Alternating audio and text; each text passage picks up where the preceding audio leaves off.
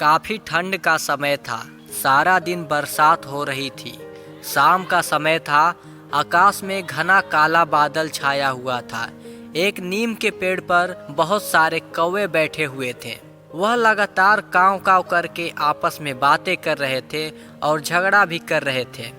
इसी बीच एक छोटी सी मैना आई और उस नीम के पेड़ के एक डाल पर बैठ गई। यह कुछ कौवे से देखा नहीं गया। कुछ कौवे उस छोटी सी मैना पर टूट पड़े। यह देखकर वह मैना काफी डर गई।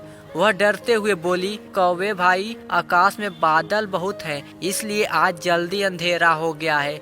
मैं अपना घोंसला भूल गई हूँ। मुझ पर दया करो और मुझे बस आज रात भर इस पेड़ पर रहने दो। कौवों ने कहा, नहीं, यह पेड़ बस हमारा है। तुम यहाँ से चली जाओ, वरना हम तुम्हें चोंच मार मार कर भगा देंगे।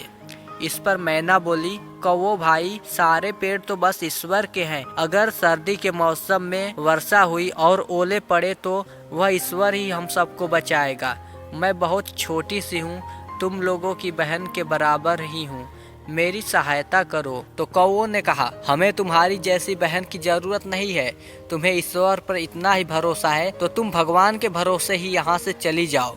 मैना कौवों की बात से डर गई और वह थोड़ी दूर पर स्थित एक आम के पेड़ पर जाकर बैठ गई।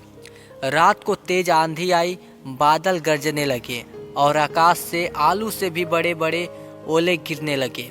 कौवे काव काव करने लगे। वह इधर उधर भागने लगे, पर ओले इतने तेज गिर रहे थे कि मानो कोई आकाश से गोली चला रहा है। इस ओले बारी में कई कौवे घायल हुए तो कई मर भी गए। मैना जिस आम के पेड़ पर बैठी थी, उस पेड़ का एक डाली आंधी में टूट गया। उस डाली के टूटने का कारण था डाल का अंदर से सड़ना और खोखला होना।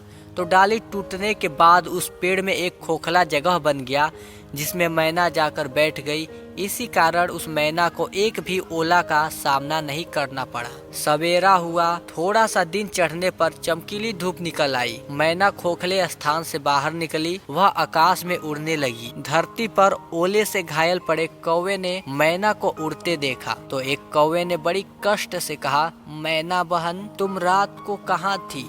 तुमको ओले की मार से किसने बचाया? मैना बोली, मैं आम के पेड़ पर अकेले बैठी थी और ईश्वर को याद कर रही थी।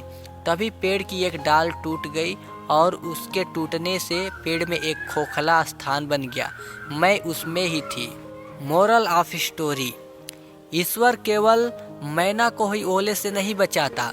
कोई भी जीव जंतु अगर ईश्वर को याद करता है तो ईश्वर बुरे समय में उसकी सहायता करता है।